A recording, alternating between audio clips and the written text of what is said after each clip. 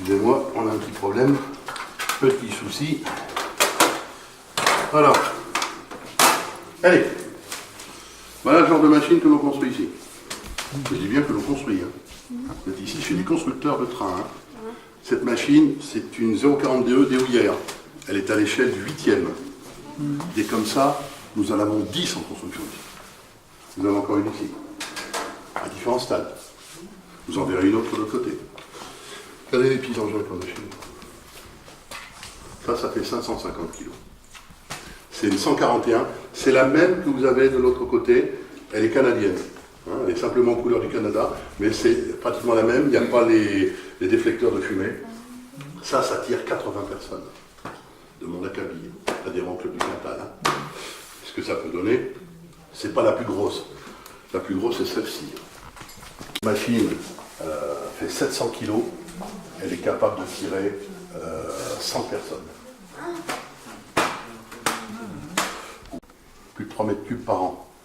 Pas question d'acheter des bidons de 5 litres. Donc, on fabrique nous-mêmes notre eau. Vous avez les filtres. Pas de pluie parce qu'elle est saine en principe. Il n'y a pas de calcaire dedans. Vous rigolez. Pas saine.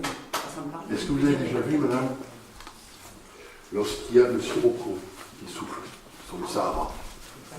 Regardez vos voitures. Les voitures sont pleines de sable. Jaune, du sable. Sont pleines de sable. La silice. Ouais. La silice qui vous dégringole dessus, ça vient du Sahara. Donc il faut faire attention. Non. L'eau de pluie, je préférerais l'eau du réfrigérateur. Celle-là, elle n'est pas calcaire. Mais il n'empêche qu'il y a quand même des choses. Donc on est obligé de filtrer. Nos locomotives ont des chaudières en acier. Si on met de l'eau dure, le tartre va s'installer dedans. C'est pour ça qu'une locomotive, quand elle faisait 300 km, il fallait la nettoyer. Et avant que la locomotive ne fasse plein d'eau, on mettait un traitement intégral Armand. Louis Armand, c'était le PDG de la SNCF, académicien. C'est lui qui a trouvé le système pour protéger les chaudières des locomotives. Voilà. C'est un de nos modélistes anglais qui fabrique ça. Donc c'est une Royan, c'est une machine de tramway. Ça fait des années qu'il est dessus. Il est prof d'anglais à l'université de Valenciennes. Nous avons 2 autres anglais, nous avons un ingénieur informaticien qui a construit 2 locaux, et nous avons un autre qui est un ancien garde du corps militaire, qui est en Allemagne. On a de tout, si je vous l'ai dit, jusqu'au général. Encore une fois, les gens qui ont une passion, bien que lui ce soit un universitaire, vous voyez, il est passionné par la mécanique. Ça, c'est lui qui fabrique, tout. Il y a que lui qui travaillait dessus.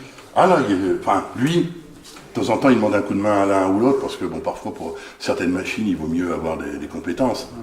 Mais oui, je peux dire qu'à 90%, c'est lui qui a fabriqué ça. Oui, on a d'autres qui... On a des amateurs ici qui construisent, mais ça ne les intéresse pas de faire rouler. Ils ne veulent pas. Moi, je ne veux pas rouler. Non, une fois que c'est fait, ils revendent.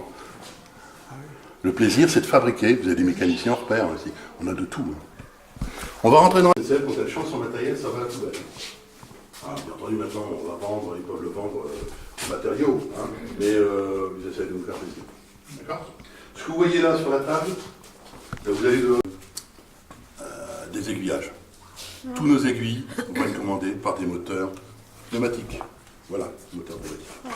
Donc nous aurons une cabine, une véritable cabine, avec des petits tuyaux qui amèneront de l'air comprimé, et nous commanderons directement toutes les aiguilles, avec report par un tableau de commande optique, donc on verra la position de l'aiguille, puisque chaque aiguille comporte un contact de fin de course, donc on sait si elle est collée ou pas collée.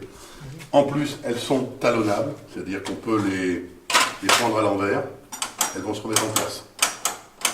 Ouais, donc on peut passer à l'envers, mais en principe, on roule que dans un sens. Mais il arrive que la gaz, on va lui demander de faire 2 sortes de gaz. Le premier gaz, c'est de l'air chaud. Comment va-t-on obtenir de l'air chaud? Non pas avec du gaz pour les, comme vous avez pour les montgolfières, mais du charbon. On va introduire le charbon de l'art. On introduit le charbon. Dans le foyer, il y a une grille. Chaleur, un comburant, un carburant. Le carburant, c'est le charbon. Le comburant, c'est l'air. Supprimer un des 3 et pas de feu. Pas compliqué. Donc, il faut de l'air. Le charbon va être porté à température, qui va brûler, va être porté à température de 1200 degrés. Ce qui va donc dégager un gaz, la fumée, ou air chaud. Cet air chaud, on va l'envoyer dans le foyer, dans la chaudière. Alors la chaudière, qu'est-ce que c'est? Bon voilà, ça c'est une tirade de chaudière. Et grâce à cet apport de chaleur qui passe dans cette tuyau à 1200 degrés, on va porter l'eau à ébullition. L'eau bout à 100 degrés, nous allons la porter à 140 degrés. Sur nos machines, hein. Sachez que sur les machines réelles, ça pouvait aller jusqu'à 240. Hein. Et on va récupérer ce gaz, ça s'appelle la vapeur, hein. On va récupérer ici, là-dedans. Là-dedans, il y a le régulateur, qui est commandé par un levier. Vous ouvrez plus ou moins le levier et vous allez ouvrir le régulateur. Le régulateur, qu'est-ce que c'est? C'est à la machine à vapeur ce que le carburateur est automobile. Hein. Ce sont deux disques dans lesquels il y a un petit trou. Si vous arrivez à mettre les deux trous face à face, la vapeur qui est sous pression, elle ne demande qu'une chose, c'est partir. Oui, pourquoi la vapeur plutôt que de l'eau? L'eau est incompressible, je vous rappelle. On ne peut pas comprimer de l'eau, ça va exploser. Hein. Donc on peut comprimer de la vapeur. Et c'est cette vapeur qu'on va comprimer, qu'on va utiliser pour faire fonctionner le moteur. Le moteur machine à vapeur, c'est ça. Tout ça, pour ça. Là-dedans, vous avez un piston. Ça, c'est un cylindre. Vous avez dedans un piston. Si vous envoyez la vapeur devant le piston, il va te chasser à l'arrière. Vous l'envoyez à l'arrière, il va te chasser à l'avant. Ce mouvement de va-et-vient est transmis aux roues par des barres qu'on appelle des bielles. Voilà comment ça fonctionne. C'est tout bête. Je vous l'ai dit, 2 personnes pour faire fonctionner. Alors, la machine que vous avez là, bien, nous l'avons. Elle est en atelier. Là, actuellement, la chaudière est désolidarisée. Cette machine a une histoire. En 1938, Leur Majesté le roi George VI et la reine Élisabeth, les parents d'Élisabeth II, sont arrivés en France.